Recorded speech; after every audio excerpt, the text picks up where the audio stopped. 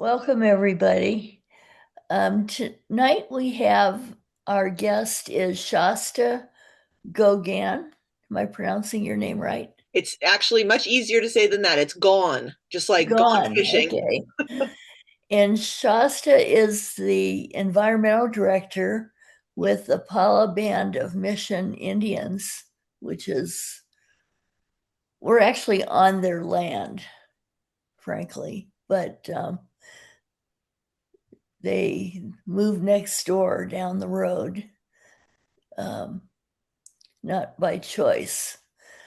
But that's they have their own climate adaptation plan that they initiated under Shasta's guidance, and she's going to tell us about that tonight. So take it away, Shasta.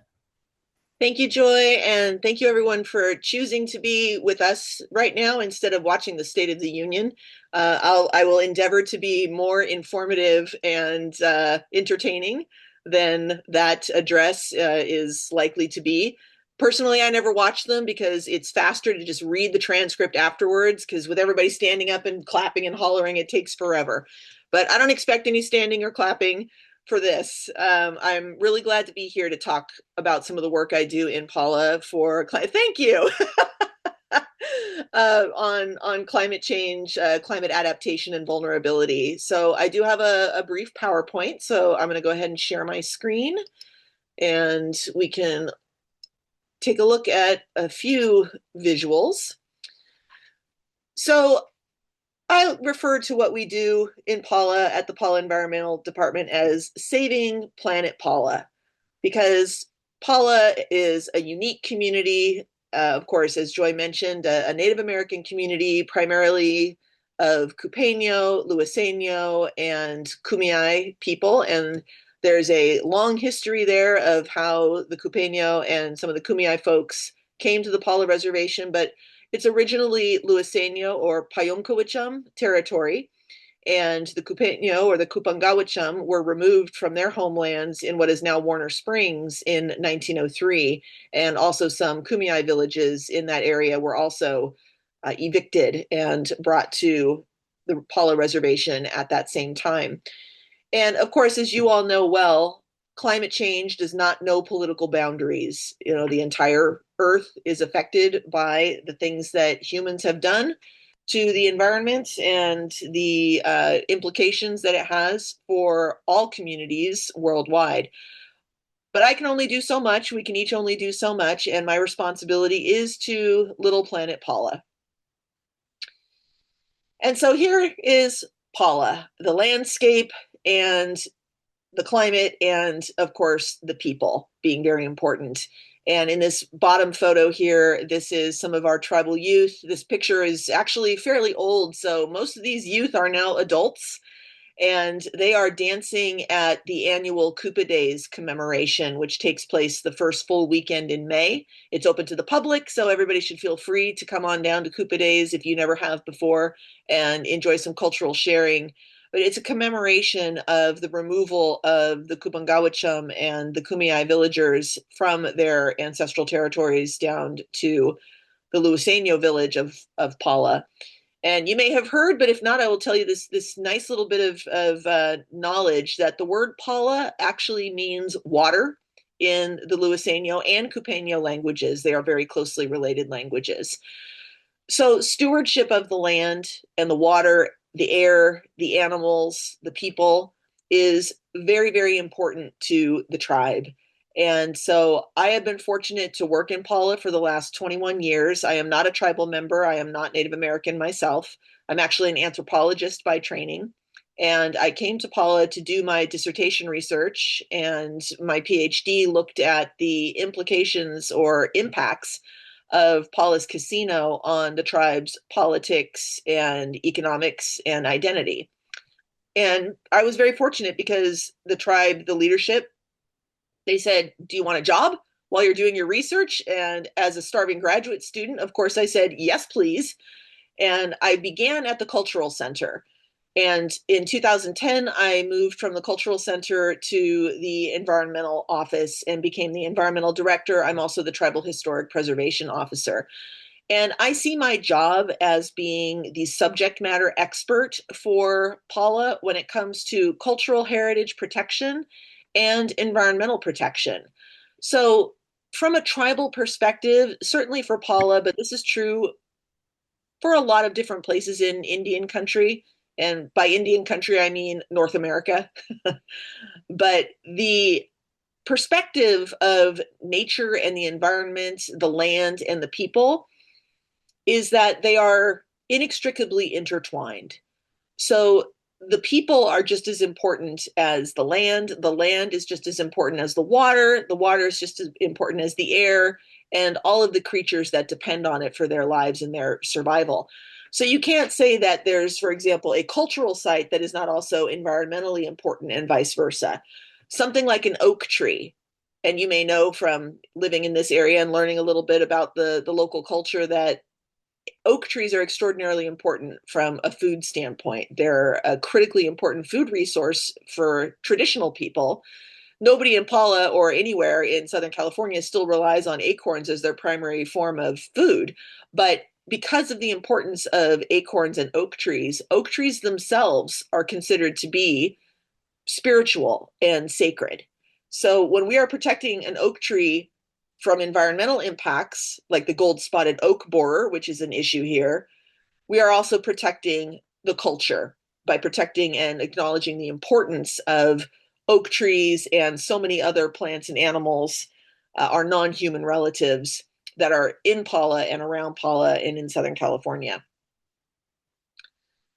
So we do a lot of outreach where we work with the tribal members and the kids, which is why we have our Planet Paula kids along with our Planet Paula logo. But the words that we have on that logo there, Tukva'esh, Pal, Tamal, Etachem, stands for air, water, land, people.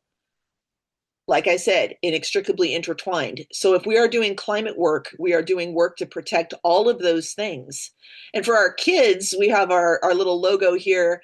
We have two of our four-footed relatives here. We have coyote or isil on the left, and we have wildcat or tukut on the right. Did I get I'm looking at the backward screen, so did I get that right? Yeah.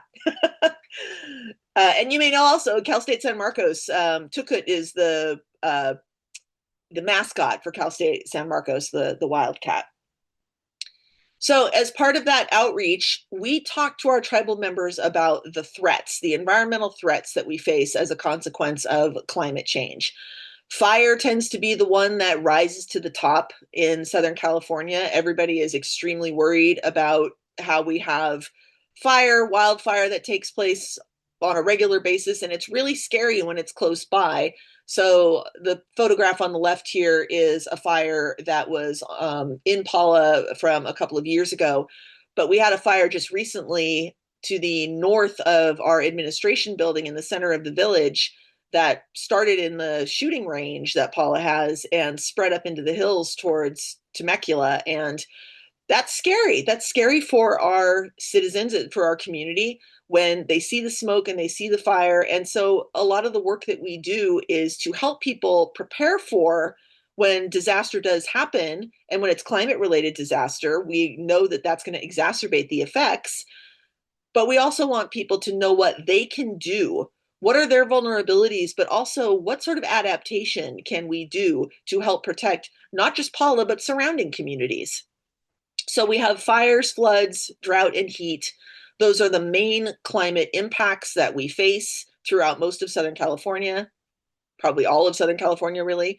I don't have climate, or I should say sea level rise, ice melt and sea level rise on here because we don't worry about that as much when we're inland. But that's still going to have implications for the entirety of Southern California. So we don't have that in our adaptation plan for Paula, but it's something that I keep in mind as we do this work, that rising sea level has implications for example, the San Luis Rey River watershed. Saltwater intrusion, changes to ecosystems and things like that. So it all is of a piece. But what a lot of people need to understand when we do this work in Paula and in other communities is that all of these things are connected. So even if you don't yourself think that they are a consequence of climate change, and believe it or not, we do have people who don't recognize that climate change or are unwilling to admit that climate change is a really important part of what is causing all of these extreme weather events and a lot of the other changes that we're seeing in our environment. You don't have to call it climate change, but you can say, hey, are you having issues with a lot of extra heat that you aren't used to? Most of us, I grew up in Southern California. I grew up in La Mesa, actually, and my family now, my parents and my sister live in Lakeside, so they're not too far away. I grew up, I was a little girl in the 70s, and I know that things have changed. In the time that I've been here, I know that things have changed. You all probably remember too.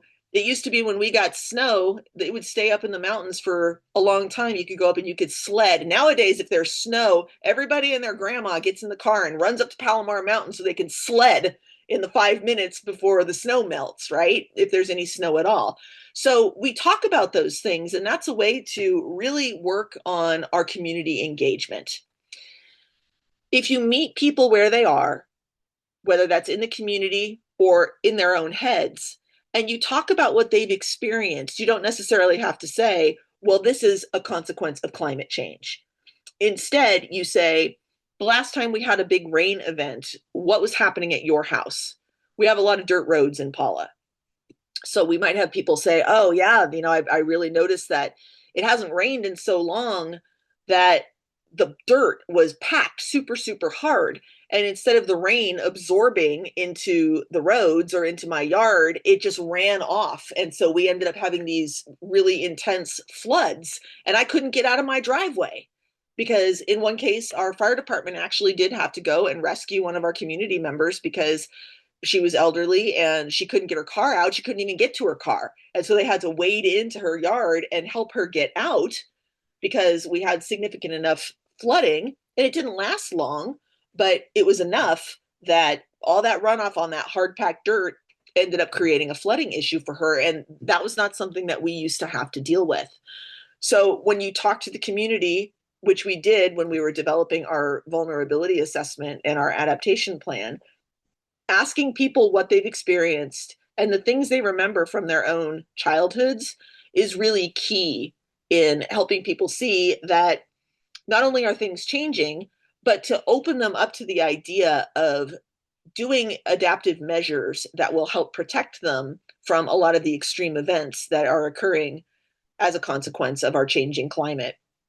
So this is our booth up on the upper right, or the upper left rather, for my department. This is at Coupa Days. So we set up and we do a lot of outreach with folks. We do giveaways, things like freezer bags so that you can go get your groceries and keep them cold between your house and the store, or people filling out surveys, showing up at community workshops, and of course working with kids. Because when you teach the kids have this uncanny way of teaching their parents, their aunties and uncles, their grandparents, because we've had kids who will suddenly learn about things they can do. And when they see their parent doing something like throwing a can in the trash instead of putting it in the recycling bin, they might say, well, we learned at Planet Paula that that's not the right thing to do for Mother Earth. And then the old folks feel guilty and they do the right thing. Just one example. But community engagement is key, and it can be hard to get people out just because they don't necessarily want to hear about stuff that might be scary or they might think that it's boring. But I'll tell you, the moment that we have a fire, the moment that we have a flood, when I send out a community emergency alert that says we're going to have heat in the triple digits, then people suddenly pay attention because they see what's happening and they feel the effects and they become more willing to do things to change their own behavior to protect themselves and their families. So this is an example from one of our community surveys where we asked people what their biggest concerns were. And this is a key part of developing both vulnerability assessment and then the adaptation plan that results from the vulnerability assessment. And I wasn't super surprised at the things that we saw, but you see here in the colors that we've got somewhat concerned, neutral, moderately concerned, very concerned. Not at all concerned is sort of a lighter blue. So the tall blue bars that you're seeing on there, that's very concerned. So we have a lot of people who are very concerned about drought, wildfire, weather, food security, which you might think, well, what's the worry about food security? And there's a lot of things to think about there. But one of them in Paula is, what if something happens where we're not able to leave the reservation? There's only really two ways in and out of Paula. It's either on 76 east or west, or on Paula Temecula Road to the north. And if there's a flood where Paula Creek is flooding and you can't get over the road, the San Luis River is flooding, you can't get through to Lilac Road or Lilac Extension Road. If you're driving on 76 at the corner of Cooser Canyon in 76 in a flood, that's not passable. And so people worry, what if I'm trapped? We actually did have a neighborhood in Paula that is cut off by Paula Creek, and the people who didn't get out before it flooded, this was about, I want to say 20 years ago, they were stuck there for like a week and a half before they could get out. So that's the kind of food security we're worried about. But we're also worried about overall food security in terms of what can you grow in your own backyard garden? What is going to become less accessible as climate change has impacts globally? So human health, of course, our plants and animals, and our infrastructure, our buildings and economic enterprises. That's basically a euphemism for the casino, which is our main form of economic development at Paula right now. And then cultural traditions. So I mentioned the oak trees. There are people who have contacted my office and they've been really distressed to say, what's happening? I see a lot of dying oak trees. Our main oak species around here are evergreens. So when you see dead leaves and branches on an oak tree, that's a cause for concern. And when it comes to something like the gold-spotted oak borer beetle, you can say, well, there's infestation with this pest. How does that relate to climate change? Well, drought makes the trees more stressed for water. A stressed tree is more vulnerable to pests. The oak borer gets into that stressed tree, and the damage that it does to a tree that's already lacking in water is dealing with high heat, and changes to the environment that oak trees usually thrive in. That's a tree that's not going to survive. So climate change is directly implicated in the kinds of environmental effects that we're seeing, not just the things that people would normally think of, melting ice and sea level rise, hurricanes and floods and extreme weather events, but things like what's happening to the plants, the animals, and to our own human health as a consequence of these changes. So as we were doing our vulnerability assessment, we, as I mentioned before, focused on four main drivers of climate change. So we have the temperature extremes, the wildfire, the storms and flooding, and the drought, which I should say aren't the drivers. These are more the exposures. These are the things that are happening as a result of climate change. And they are connected. Temperature extremes, especially high heat associated with drought, storms and flooding. Again, people don't think of floods in a drought-stricken area like Southern California tends to be, but when you haven't had rain in long enough and you've got hard-packed dirt, flooding gets worse. And we also see that there are more extreme storm events where the amount of rain that might fall in a period of time is greater than it used to be, where we'll get an inch of rain over the course of half a day as opposed to over the course of a week. And that's too much for the soil to absorb. And so a lot of it runs off, creates worse flooding. And of course, that also leads to a lot of plant material that grows and becomes fuel for wildfire. I'm happy to say one of our adaptation strategies in Paula for wildfire, we got grant money from the state, and we have what we call our fuels crew. And the fuels crew is actually the anti-fuels crew, because they spend their days taking down the dead trees, the dried out fuel for fires, and building fire breaks and making sure that the areas that are most vulnerable to a wildfire, especially our built environment, is going to be protected in the event of a major wildfire disaster. And that fire I mentioned that was off Henderson Road near our shooting range, part of the reason it didn't spread as far as it could have was because of a fuel break that our fuels crew put in. A bunch of hardworking young men And we're very glad to have them because it doesn't just protect us, it protects people around us as well. But you can see here that there are secondary exposures, and we had to think of all of these things in our adaptation plan. I learned things I never would have thought of when we started working on this plan, which was in 2017. I learned that when there are power outages, like a public safety power shutoff because of the risk of electricity induced wildfire in the backcountry, that has happened to Paula where we've had our power turned off. People will use a generator to keep, say, their air conditioner running or to keep their refrigerator on, and they may not use that generator appropriately, and they put themselves at risk of carbon monoxide poisoning because they run the generator in their garage, for example. So that's a health risk that you wouldn't necessarily have thought was related to climate change, but it is. Ozone, ground level ozone. There are greater levels of ozone when the weather is hot. If you have a cardiopulmonary condition, asthma, COPD, it's made worse when ozone is higher in the atmosphere, which is an air quality indicator that we see in times of high heat. So another adaptation that we've done in our plan and that we've implemented, if you go to our paulatribe.com website, I'm sorry, our Paula Environmental Department website, it's ped.paulatribe.com. We have an air quality indicator tool that tells people the health of the air so they know if they should be taking precautions. Vector changes, we see diseases coming in as a result of maybe more standing water after an intense rainstorm, or changes in the ecology that makes pests that you might not have seen, certain breeds of mosquitoes, hantavirus, coccidioidomycosis, which is valley fever, coming into the area that we didn't used to experience in the same way. So food insecurity, I've spoken about that a little bit. And then, of course, water insecurity. The big issue in Paula, our biggest fear, we are dependent entirely on groundwater. It's all wells. And if the groundwater levels aren't recharged appropriately, then we're going to be in trouble.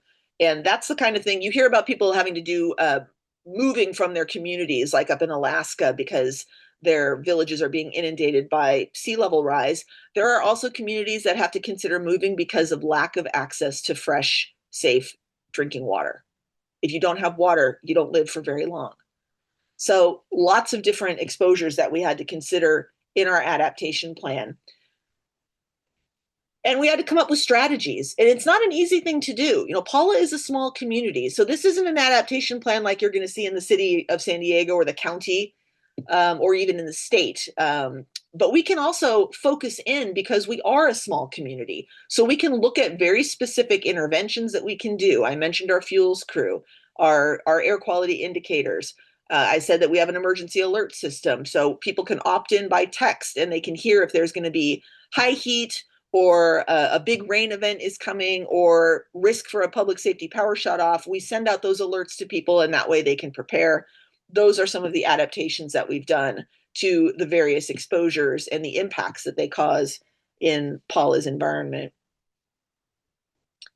So here's the cover pages of our lovely climate change vulnerability assessment. That's Gregory Mountain in the background, also known as Chokla. Some of you may remember the Gregory Canyon landfill project that was intended to be built right on the slopes of the mountain in the background of our vulnerability assessment. And thankfully, we were able to stop that project from being built. And then our adaptation plan. So the vulnerability assessment, February 2019, it's 7 years old. It's time for it to be updated. And I actually am in the process of starting the vulnerability assessment update because things do change. And then when we update the vulnerability assessment, we will also update our adaptation plan. Both of these are available on both the paulatribe.com website and also the ped.paulatribe.com. If you want to take a look, if you ever have insomnia and you want something to put you to sleep, I strongly recommend either one of these documents.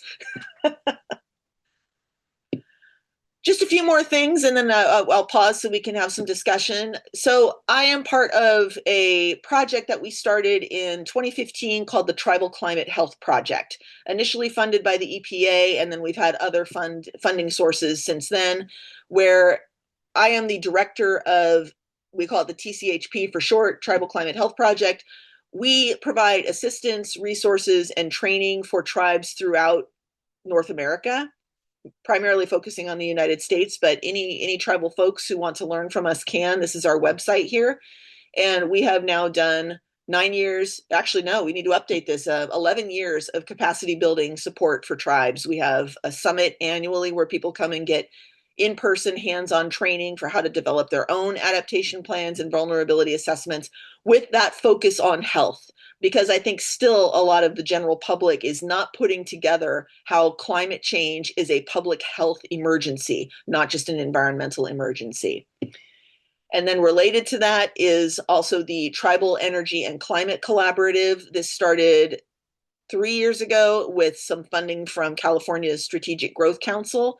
We work specifically with the 26 member tribes of the Southern California Tribal Chairmen's Association, and it's focused on climate and sustainable energy. It just says energy here, but we're talking sustainable energy, solar, wind, geothermal, if that becomes something that is economically viable for our tribes, workforce development, so we can help train young tribal folks in working in the green sector, in the green economy, and moving away a little bit from some of the other sorts of economic development that a lot of tribes don't have access to. Paula is fortunate in our location that our casino is well suited for success, but tribes like Los Coyotes, La Jolla, Mesa Grande, Santa Isabel, they are not well suited for that. So we're helping to find new ways to do climate and green focused economic development so that tribes can do something besides gaming on their tribal lands. So if you're interested in that, socaltech.org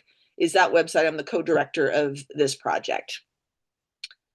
And with that, I am going to say thank you very much. And I really appreciate you giving me these few minutes to talk to you about the work we're doing in Paula. Feel free to contact me. I don't put my phone number on there because I don't never pick up if I don't recognize the number. You never know what sorts of weirdos might be trying to call you. Usually it's my dad, but you can't take chances. But if you send me an email, I am very responsive by email and I would love to talk. So I will stop sharing, and Joy, I'm going to give it back to you. Thank you so much. You're so impressive. We Thanks. have we have several questions here. Harriet had a couple questions. Harriet, why don't you just talk your questions? Hi, Shasta. I was just curious about what kind of population and land area you're talking about in terms of Paula jurisdiction. Yeah, that's a great question. And I meant to address that in the beginning and I forgot. So we have about 14,000 acres, which is actually fairly big reservation by San Diego County standards. It's tiny by national standards. Just right as far as I'm concerned, because I can manage it. And our population is about 1,500 people. Our tribal population is about 750. So not everybody who lives on the reservation is a Paula tribal member. There's, spouses and tribal descendants who aren't enrolled, and then some folks who rent as well. There's about 1,000 tribal members total, and about 700 or so that actually live on the reservation. As you were talking about your oak trees, and of course I'm a tree person, and when I got my property there was nothing, so I planted an oak tree, and I had the MRCD inspector out, and she said, oh, GSOB isn't a problem if you have a baby tree. And of course, my oak tree is just a little tiny feller because I only planted it 4 or 5 years ago. Yeah. But are you is for first is GSOB an issue on Pala? Yes, unfortunately it is, and it's true that the young trees are less likely to be infected by GSOB because they need to bore in pretty deep. So a small tree is not likely to be affected, but as it grows, it's going to become vulnerable. Is there any treatment for GSOB? I went to a seminar, but I mean, are the oak trees just condemned? So I wish I had a more optimistic response. And I see that Pam also asked, how are you treating GSOB infected trees? We cut them down. That's really the best way. And we make sure we do not move that wood. One of the fastest ways to spread a tree-borne pest is to move the wood. And so we will actually do pile burns on site where we can burn the infected wood. Whether there are other treatments, I am not sure. I'm not a GSOB expert. I have a colleague at the La Jolla Reservation who is. So I'd be happy to follow up on that question. But unfortunately, I think it's just, you just got to cut them down.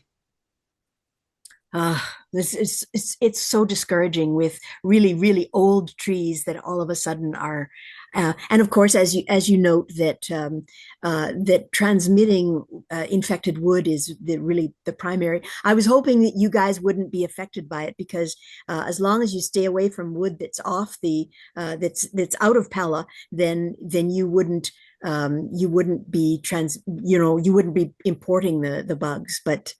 Uh, Yeah, unfortunately, we do have them. I mean, and the hope is that there's some research being done, and we're helping a little bit with that by providing some samples of acorns. But we work with a researcher at San Diego State who has been doing some work on trees to try to find those that are maybe more resistant to GSOB, and so there's the possibility of potentially seeding with more of these GSOB resistant trees.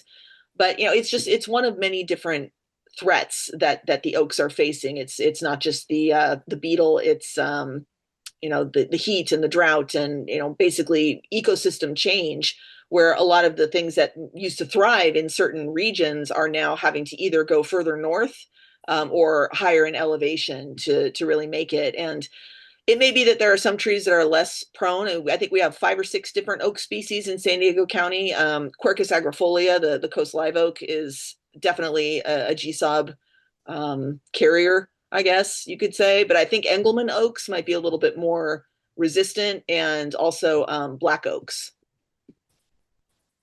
I noticed that there are a couple of other people with questions, but I have one last comment, and that is when I got my place, it was basically a pretty close to vacant lot, and so the landscaper dug a swale, which is basically a ditch across the top edge of the property. Then we filled the swale with mulch, and we planted lemonade berry native bushes to create a privacy screen, but the thing is that I have swales all over my property because I'm on a hill, and basically, at 5 or 10 years ago, I would have laughed at you if you said you need swales. I'm kind of going, come on, the ground, the rain comes often enough, and the ground absorbs the rain. But I was noticing that you commented to people whose yards are messed up, and so it just seems to me that swales might very well stop the flow of water and sort of catch things so that the water does soak in rather than running off. So anyways, that's just a comment. Yeah, no, it's a good adaptive strategy, and it's a good way to get some of that water to recharge as well. So I am pro swale. Cool. Joe Hood has a question. Go ahead, Thank Joe. you. Just picking up on that last point a little bit. Like, first question is, what are you doing to recover or to expand the water security? That's you wouldn't think it, but it's kind of a political question. So there is we have a utilities department. They are responsible for our wells. And we also are recipients, or I should say, a party to the settlement for the San Luis Rey Indian Water Authority, which back when Lake Henshaw Dam was built, it basically robbed the tribes downstream of their water. And so there was a lawsuit was filed in the 60s. It was, finally adjudicated in the 80s. And then the settlement was finalized like 10 years ago. So started before I was born, and they're still working on it. But we have, as parties to the settlement, we have rights to Colorado River water.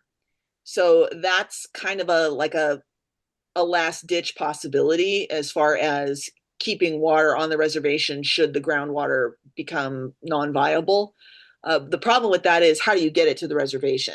We don't have any sort of water infrastructure. We are right near the California aqueduct. The barrels run right through Gregory Canyon, and so it might not be that big of a lift, but it's not the direction that we want to go.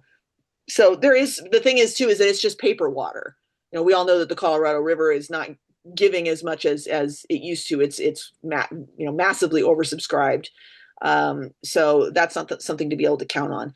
But we do have a wastewater treatment plant that treats the wastewater from most of the community, including the casino, to a tertiary, or basically safe drinking water standards, even though you can't use it for drinking water.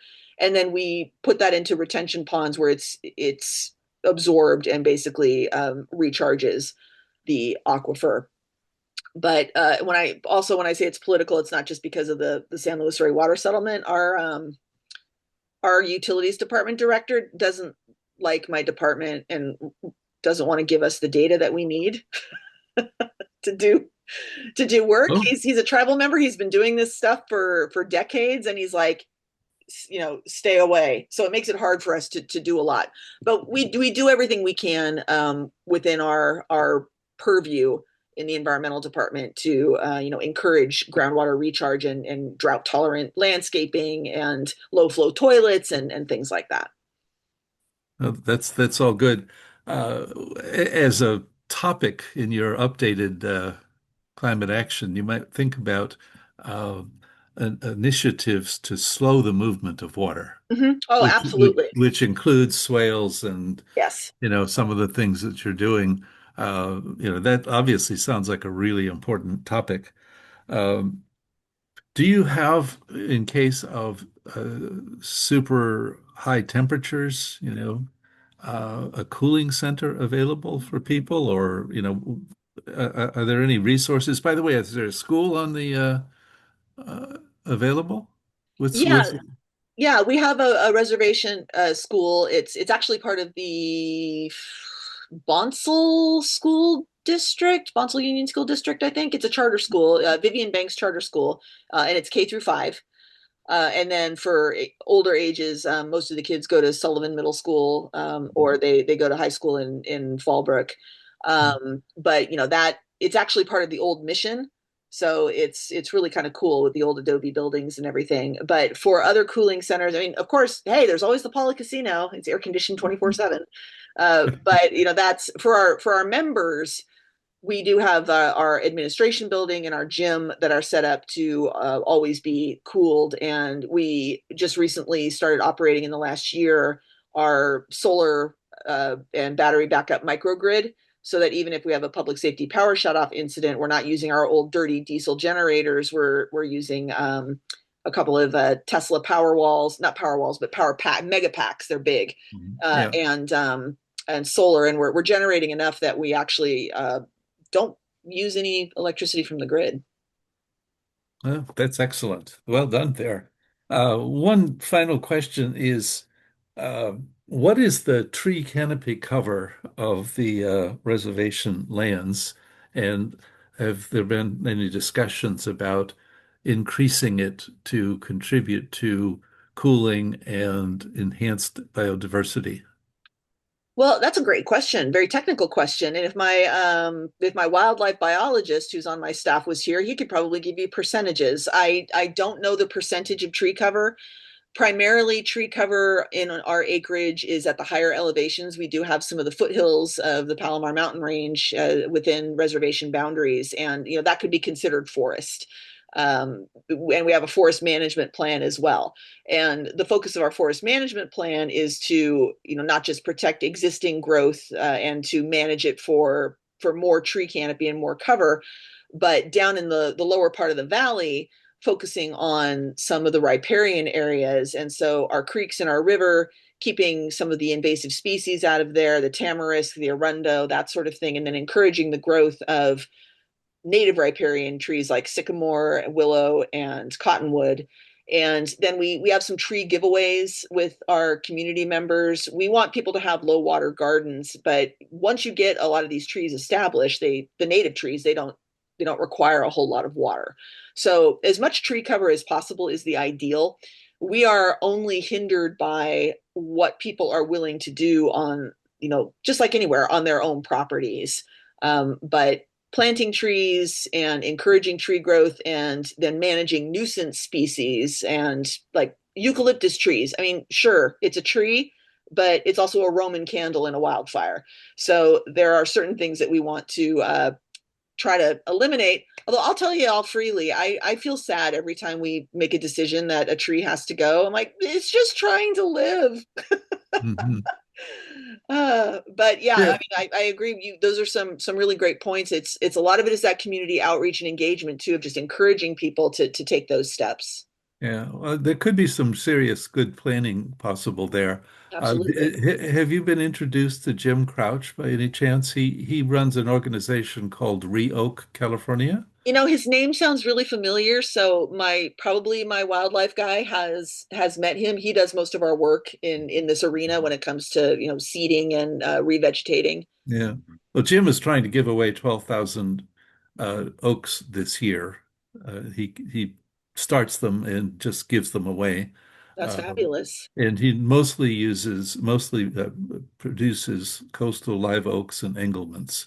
Yeah, we He- have some Engelmans. We have a community garden that has really gotten underway in the last couple of years. And as part of that, we have a greenhouse and we are doing oak starts and other trees so that we can give them away to the community. And we have, I think, 3 or 4 different oak types that we're growing now, desert willow, some sycamores, some cottonwoods. But I mean, hey, I'm here for free trees.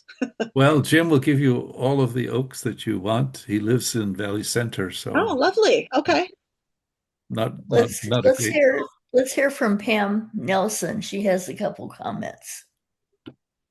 I think I got my questions answered.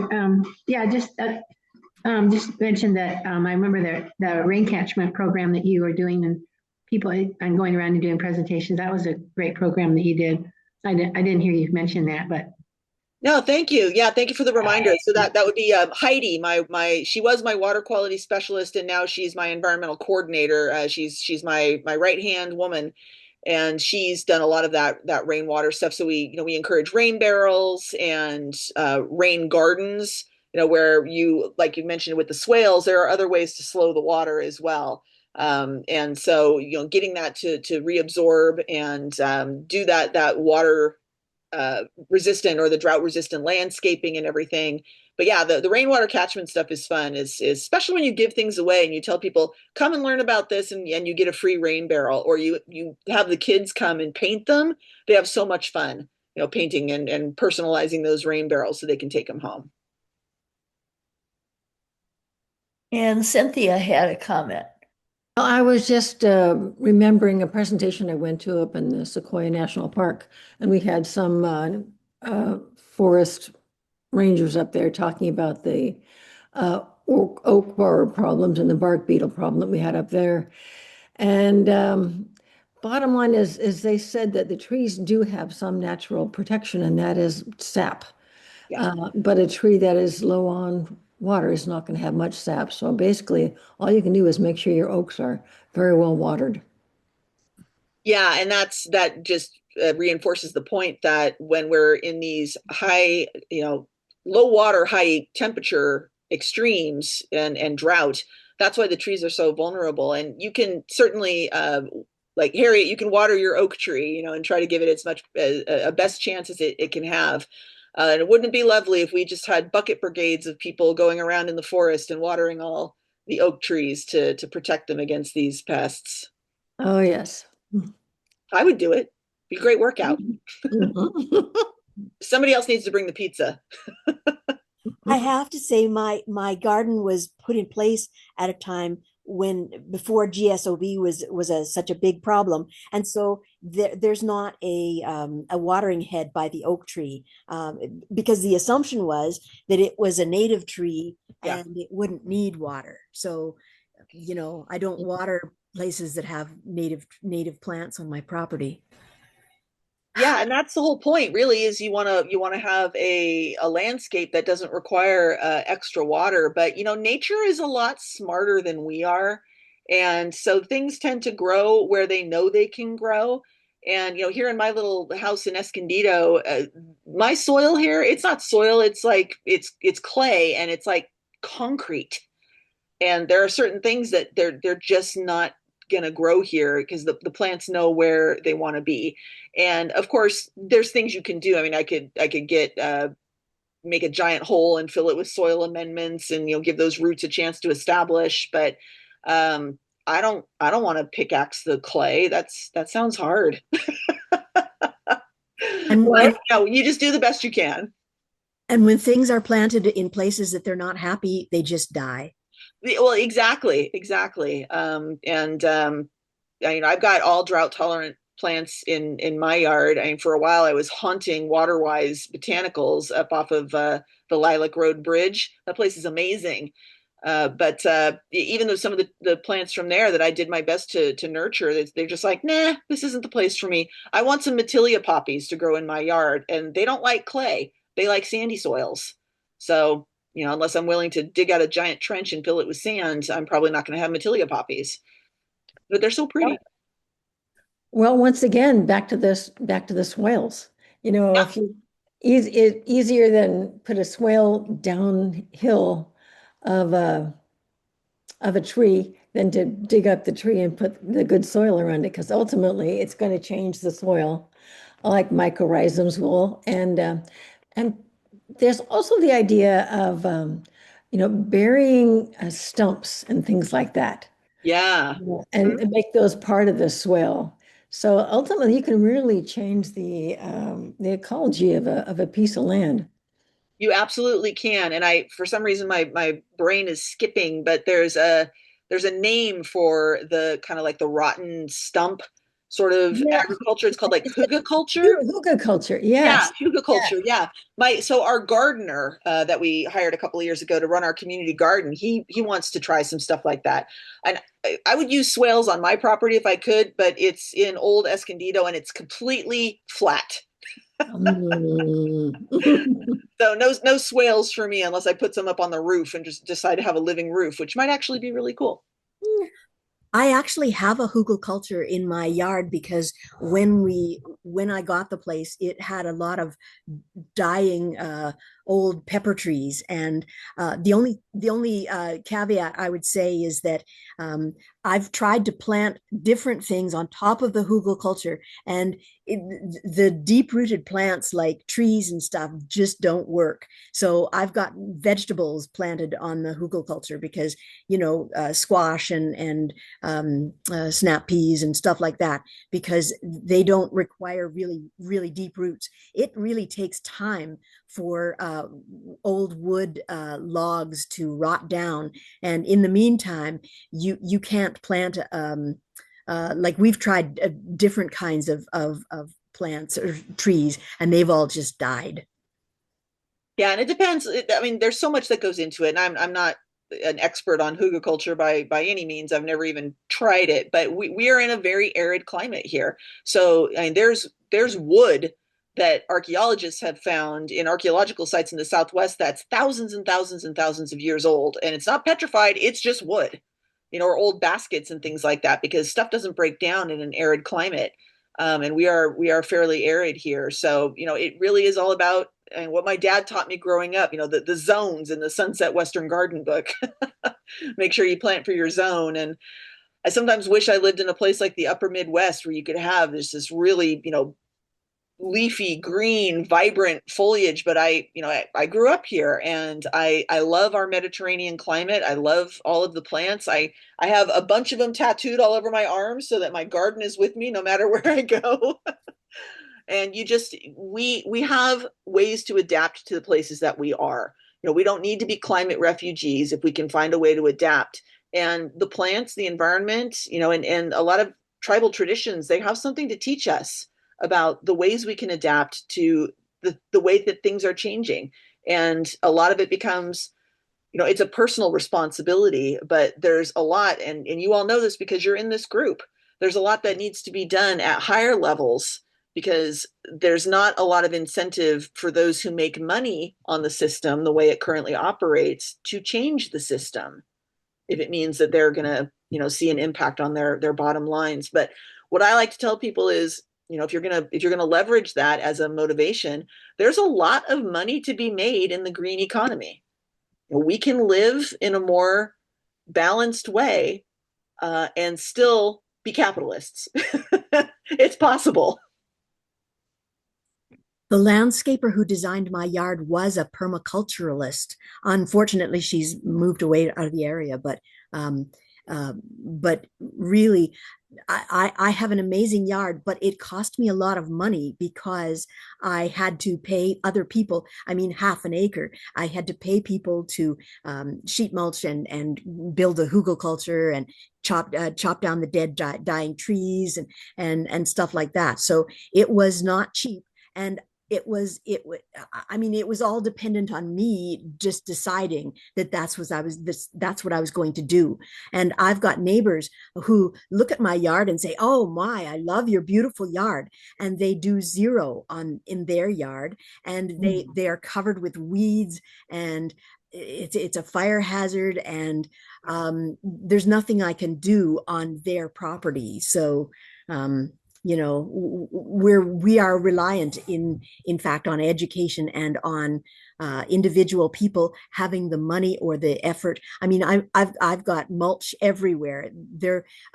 We cut down a bunch of trees and that were dead, and there were huge piles of mulch, and I used those up in a heartbeat without even breaking a sweat. So then we had to get mulch from elsewhere, and we were in fact able to get free mulch else from other places, but really it's dependent on individuals deciding to pay the money and to make the effort. Well, we can also demand that our governing bodies provide incentives for people to make those investments too. You're here. Yeah. Through grants and whatnot. The town is rife with palm trees, and Shasta, you mentioned eucalyptus, and there's some yew trees as well on the adjacent property to mine, and those are all torches when the fire comes. Yeah. And it's like, dang, why are palm trees even legal anymore? Like, why are people planting more of them? I mean, I have personal experience that a friend, their palm trees caught a light, and fortunately, it was in Tucson, and they didn't have a high wind at that point. But really, one palm tree that catches a light, and the entire town of Fallbrook goes up. Well, unfortunately, we are sort of victims of our success as a species, and ultimately, what we've done is become maladapted rather than adapted to our environment because of the way that we see ourselves as having dominion over the land versus being a part of it. I've just been so lucky to be able to work in the place that I do and do the work that I do. But even in a place like Paula or a lot of the other tribes that I've worked with, people have become disconnected. Even if their ancestors knew how to live lightly on the earth, we're all embedded in the same system, and so it really does take an act of great political will to do the things that really do need to be done. And my fear, I don't have children myself, so I don't have to worry about their future, but I worry about the future of my cousin who's 22, and my best friend's son who is 14, and my nephews who are 20 and 23. What am I going to do for them? And that's what keeps me going in this work. And I'm glad to see all of you here who clearly share that concern and that drive. Shasta, you mentioned the San Luis Rey Indian Water Authority. Mhm. Are they not very good at providing water? Oh, yeah. So the Water Authority is not a water providing agency. It's an outgrowth of the settlement that took place in the 80s and then up through the 90s and early 2000s. and is comprised of the 5 tribes that were a part of the original settlement. So it was put together just to basically broker the settlement. And now that the settlement is done, it's essentially about, managing the water rights that each of the individual tribes have. So with the exception, I believe, of San Pasqual, which is connected to an actual, irrigation district, none of the tribes have water piped to them. So it's really just a paper agency. And only for those 5 tribes. There must be some water flowing down off the mountain. Yeah, but the SLR, Indian Water Authority, doesn't manage that. It's only the water from the settlement. And all that water is now because there's not enough water in the San Luis Rey. Because still, even though the settlement determined that, or I should say the court case determined that the tribes were legitimately robbed of their water, they didn't stop taking the water from Lake Henshaw, and it still goes to Escondido. It's still part of Vista Irrigation District in San Marcos. So to get the tribes the water they were entitled to, they had to take it from the Colorado. So none of that settlement water actually comes from the San Luis Rey. I know it's very, very, very complicated, and thankfully I don't have to be very involved in it, because water law, if you've ever read anything about water law, whew, man. We know a lot about it in Fallbrook. Yeah, I bet. And it's complicated. Our valley is complicated because there's the tribes, Paula, Palma, Rincon, La Jolla, and then San Pasqual up the hill. But you probably know about the California passing the SGMA, the Groundwater Management Act, and the tribes aren't they're not bound by SGMA because tribal lands are federal lands. So having that conversation between the local users that aren't tribal, the ranchers and the nurseries and things like that, has been quite something, because the tribes have no obligation whatsoever to follow SGMA. But we are absolutely affected by all of the straws that are sticking down into that watershed. Whether it's the aquifer, in Paula's case, it's a subterranean river that moves through there, and the different ways that the hydrologists have chopped up the watershed for different water districts in different areas. So even though we aren't bound by that law, we're still affected by it because of the things that the other water users are doing in that area. And I mean, there's no war like a water war. And again, watch Chinatown if you want to see some of the consequences. But the thing I always chuckle about when I finally watched Chinatown for the first time was that it says nothing whatsoever about all of the Paiute tribes whose water was taken from them. That's all that water was Payahunadu. That's Paiute. That's right. Their water. Jack Nicholson probably didn't really care. I just have one quick question about that, and which is, do you have a program where you test well water to make sure it's okay? Yes, absolutely, yes. We are required to, under the Federal Clean Water Act, to do regular testing of our water. Anybody who has a public water system, and we have 2, one north of the river and one south of the river, is obligated to do standardized testing for all of the different contaminants, and we issue an annual water quality report. Cool. Deanna had a question about diseased mulch, and as far as I know, it's not really a problem. If it gets hot enough, if mulch is one thing, compost is something else. But usually, in the process of becoming compost, it heats up enough that it should kill weed seeds and pathogens. But it depends on your source. If you're just taking mulch from somebody who chipped up a tree that has GSOB, chances are you just brought GSOB onto your property.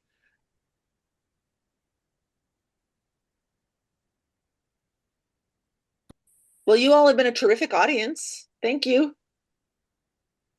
Joy, you're muted. Thank you so much, Shasta, for enlightening us. I think we could probably ask you a few hours worth of questions, especially in regards to the cultural issues. Those are a lot of what I would like to know more about. And I think there's a dearth of education Oh, yeah.